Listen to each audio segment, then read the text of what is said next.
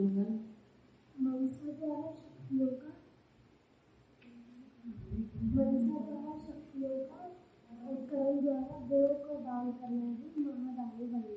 मनसा द्वारा शक्तियों का, कर्म द्वारा गुणों का दान करना ही महादानी।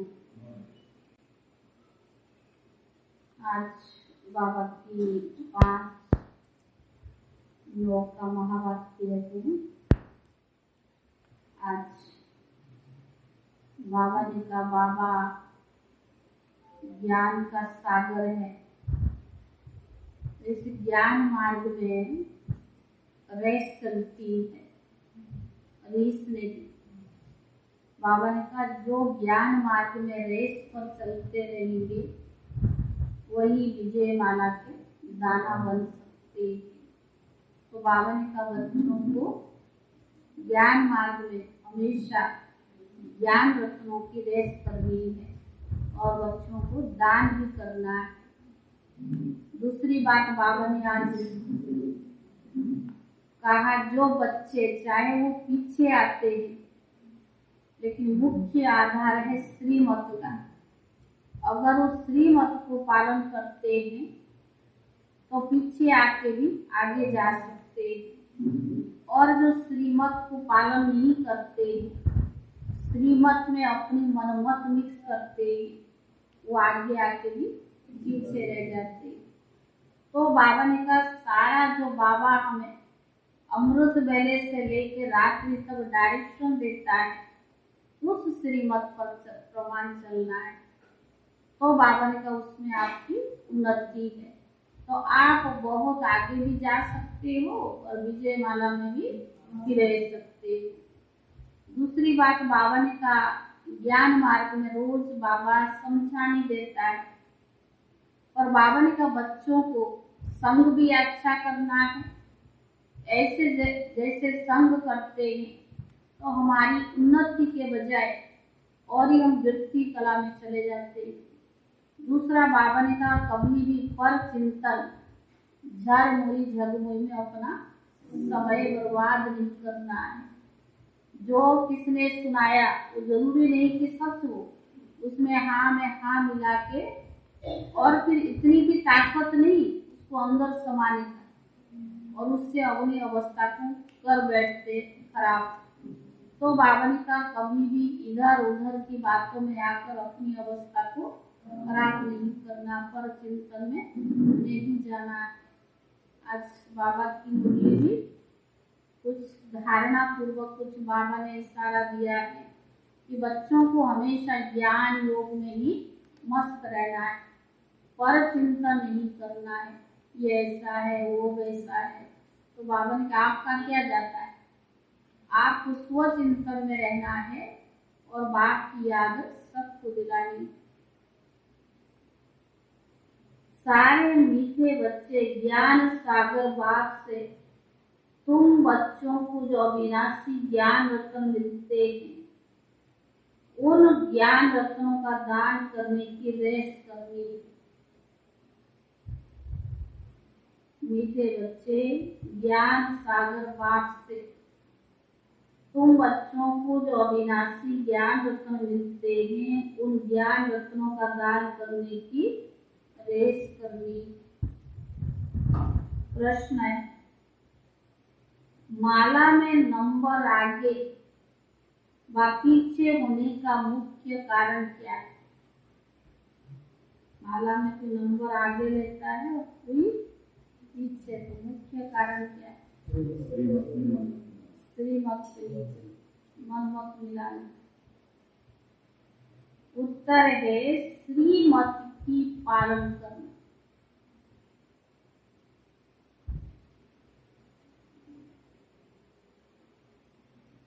जो श्रीमत को अच्छी तरह पालन करते हैं वह नंबर आगे जा सकते, वह नंबर आगे आ जाते। और जो आज अच्छी पालना करते हैं और कल देह अभिमानवश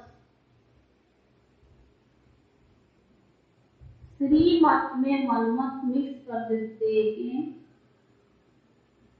वे नंबर पीछे चले जाते। बाबा ने कहा जो अच्छी पालना करते हैं, कल देह अभिमान व श्रीमत में मनमत मिक्स कर देते हैं, वो नंबर पीछे चले जाते हैं। कायदे अनुसार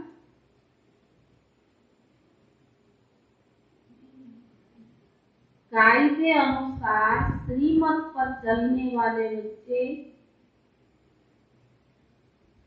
पीछे आते भी आगे नंबर ले सकते, जो बाबा का कायदा है, नियम है।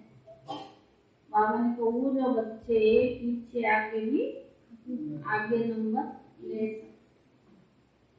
गीत है रात के राही ओम शांति। बाप दादा दोनों को कहते हैं ओम शांति। दोनों का स्वधर्म है शांति। हम बच्चों के अंदर से भी निकलना चाहिए ओम शांति, अर्थात आत्मा का स्वधर्म ही शांति। अभी हम जाते हैं शांति धाम में। पहले हमको बाबा शांति धाम में ले जाएंगे। फिर बाबा ने कहा पहले कौन आएंगे?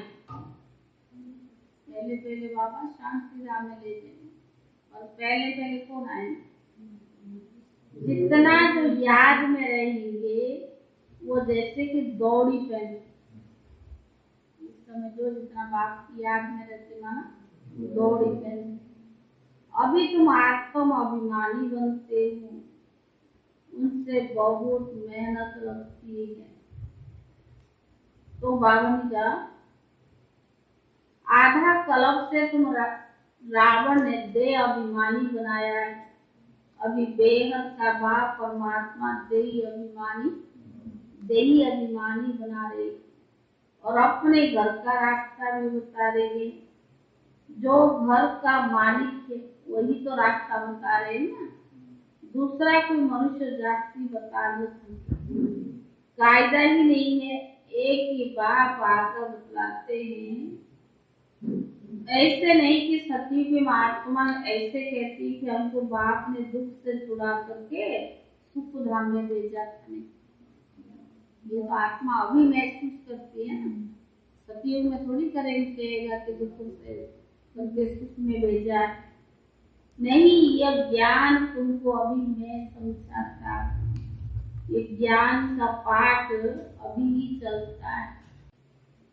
बावन का जिसकी महिमा भी भक्ति मार्ग में गाते आते हैं।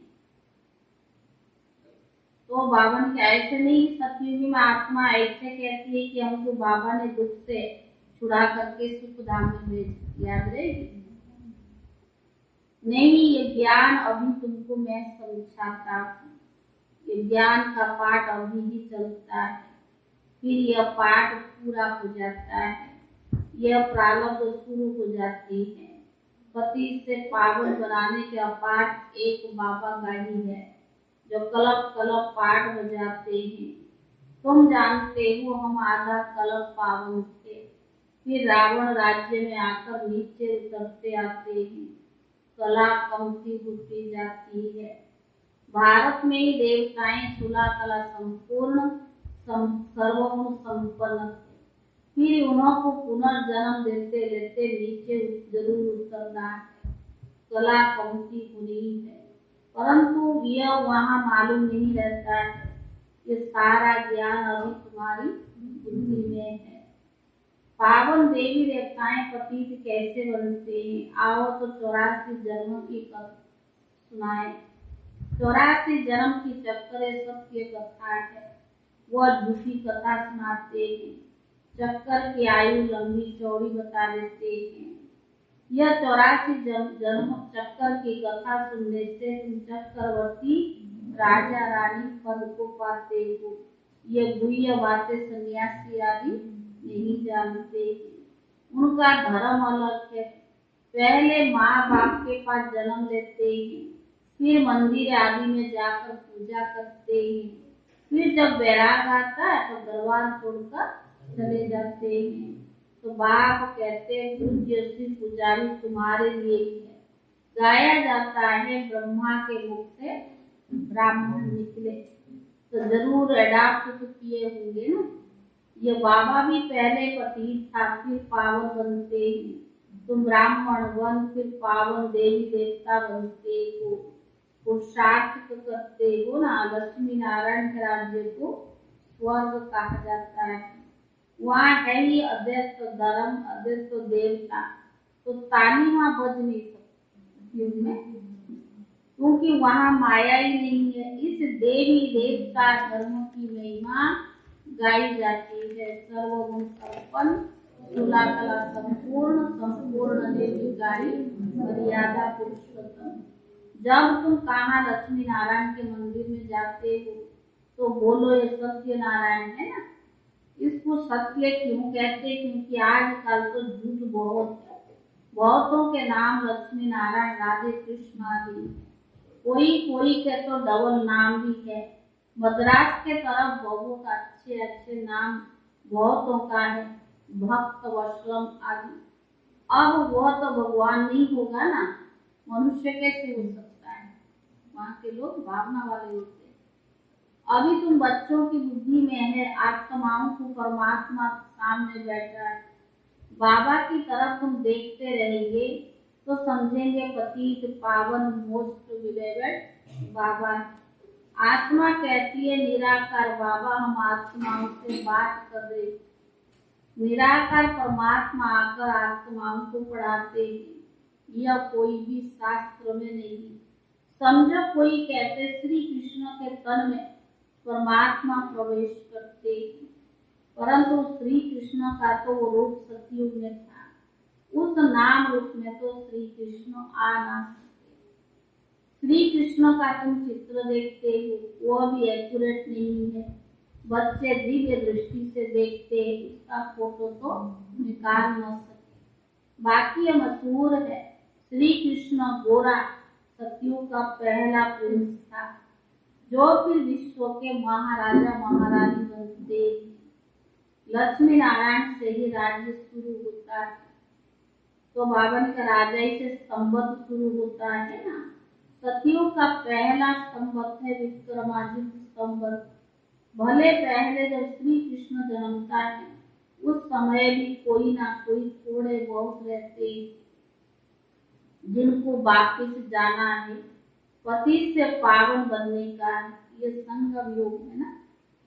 जब पूरा पावन बनते जाते तो लक्ष्मी नारायण का राज्य नया संवत शुरू हो जाता है, जिसको विष्णुपुरी कहते हैं। विष्णु के दो रूप लक्ष्मी नारायण से पालना होती है। अभी तुम वह बनने का पुरुषार्थ करते हो। तुम कहेंगे 5000 वर्ष के बाद पुरुषार्थ करते बाबा से वर्षा लेने का। पुरुषार्थ अच्छी रीति करना है। टीचर को मालूम रहता है ना कि स्टूडेंट कहाँ तक पास होंगे। तुम बच्चे भी जानते हो कि हमारी एक रस अवस्था कहाँ तक बनती जाती है, कहाँ तक हम बाबा से अविनाशी ज्ञान रत्नों का दान ले और फिर दान देते रहते हैं। ये अविनाशी ज्ञान रत्नों का दान और कोई भी नहीं कर सकता है। ज्ञान सागर बाप से यह तुमको ज्ञान रत्न मिलते, वह जिस्मानी हीरे मोती नहीं है। तुम बच्चों को फिर अविनाशी ज्ञान रत्नों का दान करना है। अपने को देखना चाहिए हम कितना दान करते, मम्मा बाबा कितना दान करते हैं। हमारे में भी जो अच्छे से अच्छे बहने कितना अच्छा दान करती। रेस चल रही है ना, फाइनल तो पास हुए नहीं, कहेंगे प्रेजेंट समय तो ये ठीक है, फाइनल कौन सुना है ना। बाबा ने कहा आगे जो माला बनाते थे और अभी जो माला बनाए हैं उनमें बहुत फर्क पड़ जाए। 4-5 नंबर वाले जो दाना थे वो भी मर गए। यही है, जिनको आगे नंबर में रखते थे वो भी नीचे नंबर में पहुंच गए, नए नए ऊपर आ गए। बाबा तो सब जानते हैं ना, इसीलिए कहा जाता है गुड़ जाने गुड़ की गोद जाने। बाबा बतलाते भी रहते हैं, आगे तुम्हारी अवस्था बहुत अच्छी थी, अब नंबर नीचे चला गया है, क्योंकि कायदे अनुसार बच्चे श्रीमत पर नहीं चलते। तो बाबा ने कहा अपनी मत पर चलते हो। कोई भी पूछ सकते हैं कि बाबा इस समय अगर हमारा शरीर छूट जाए तो क्या गति को पाएगी। गीता में कुछ अक्षर है, आटे में नमक मिसल है ना, सब पुकारते रहते हैं बाबा हमको रावण राज्य से छुड़ाओ, दुख करो। सच्चा सच्चा हरिद्वार ये हुआ ना, दुख करता परमात्मा को ही हरि कहा जाता है, ना कि श्री कृष्ण को।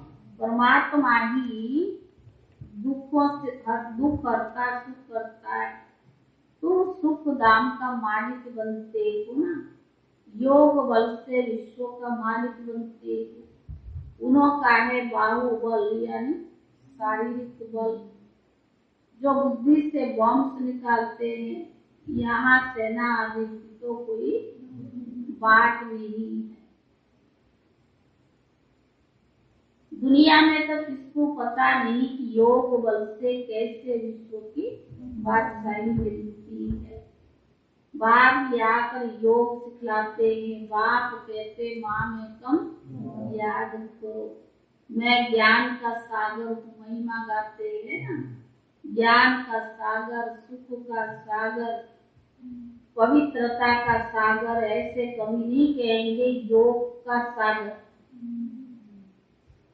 नहीं, योग सागर कहना रोंग हो जाए।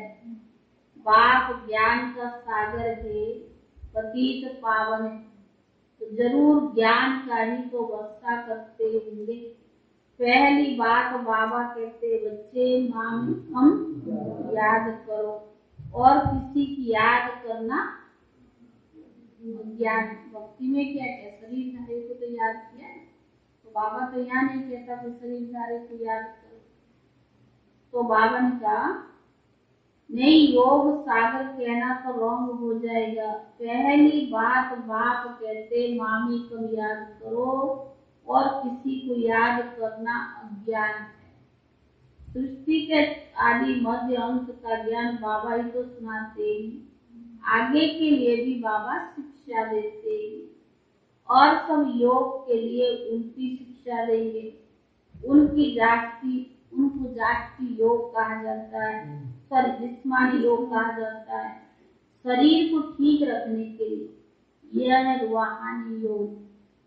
यह राज्य की बात कहाँ भी है नहीं, सिवाय बाप के और कोई राज्य सिखलाना जानते ही नहीं है। तुम राज सीखते सीखते चले जाएंगे, जाकर राज्य करेंगे। आगे आ जाओ भाई, आगे जाकर भैया आप उस कुर्सी में जाओ, पीछे है ना नीलमणि, आगे आओ। तो बाबा ने कहा समझाना पड़े, ये ब्रह्मा राजयोग सीखकर जाए नारायण बनते। ये बाजू में चित्र है, यह सब बातें धारण कर बुद्धि की बात है ना। इसमें टीचर क्या करेंगे, टीचर बुद्धि को कुछ नहीं कर सकते, वो तो समझाने देगा। तो बाबा ने कहा कोई कहते हैं हमारी बुद्धि को खोलो। बाबा क्या करे, तुम याद करते रहो और पूरा पढ़ो तो बुद्धि पूरा खुलेगी। रास्ता तो बताएगा ना, फिर वही खोल देगा तो फिर पुरुषार्थ क्या है। तो बाबा ने कहा बिगर कहे सीखेगा कैसे, इसीलिए बच्चों को मुख खुलवाया जाता है। तो बाबा ने कहा मेहनत करनी है, बाप का परिचय देना है, वो है ऊंच से ऊंचा भगवान। सबका रचयिता है, उनसे सबको स्वर्ग का वर्षा मिलता है। बाबा ने कहा फिर रावण राज्य में वर्षा गवाते गवाते नर्क बन जाता है।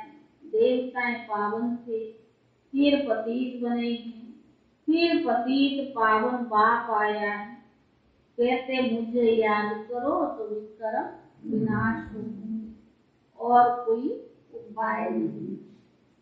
तो बाबा ने कहा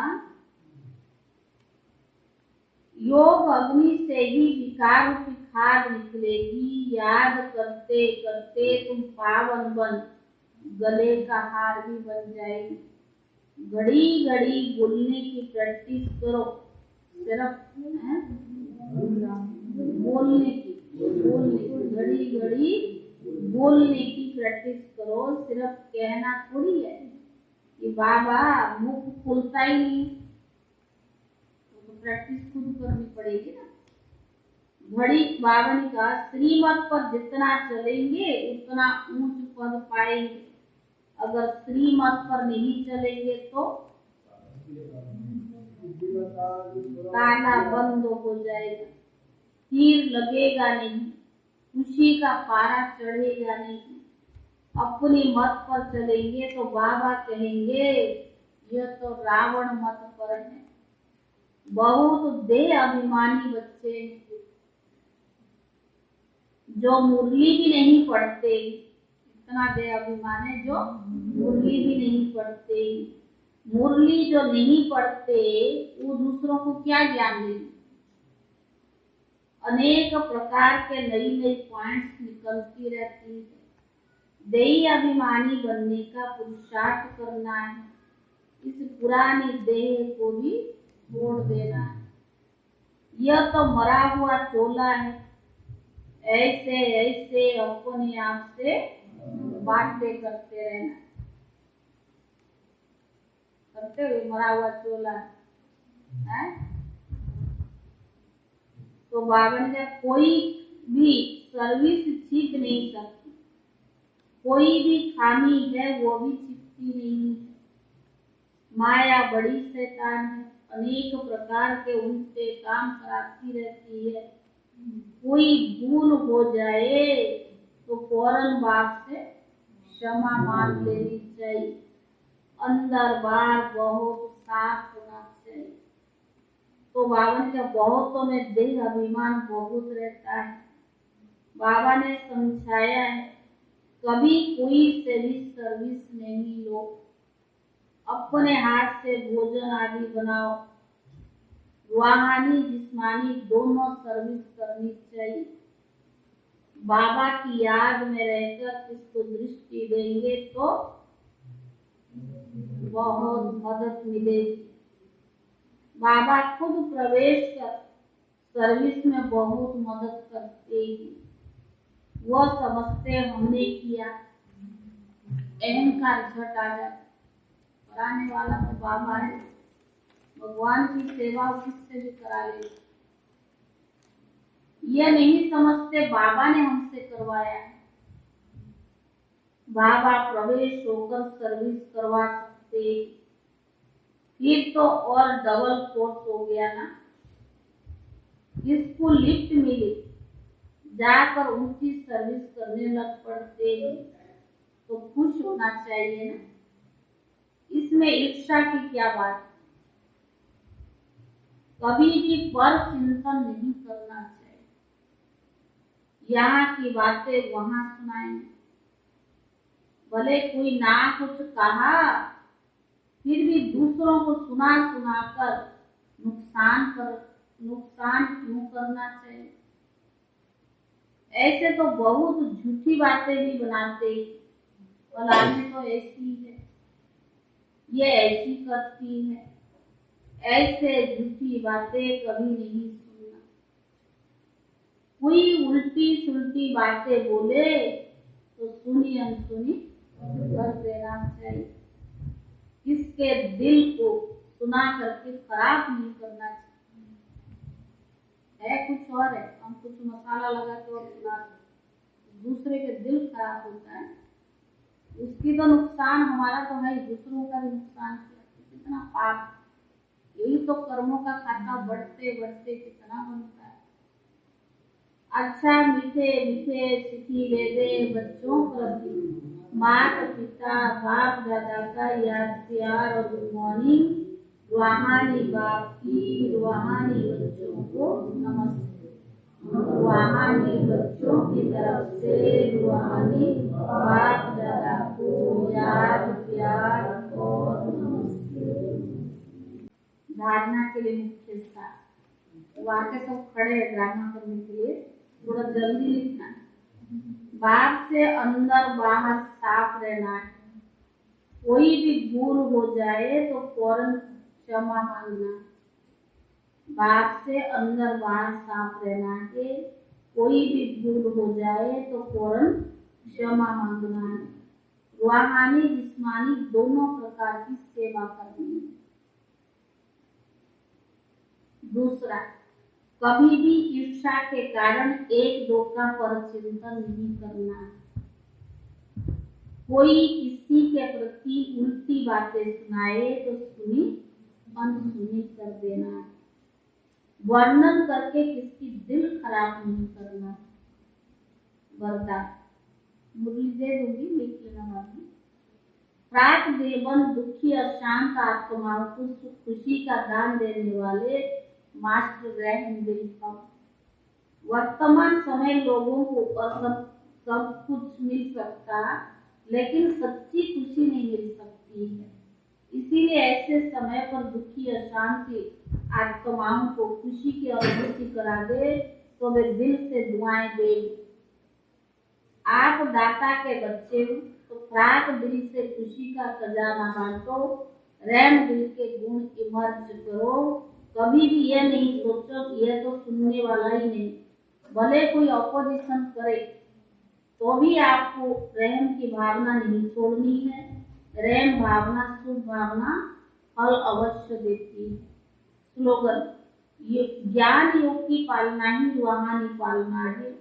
इस पालना से शक्तिशाली बनो और बनाओ।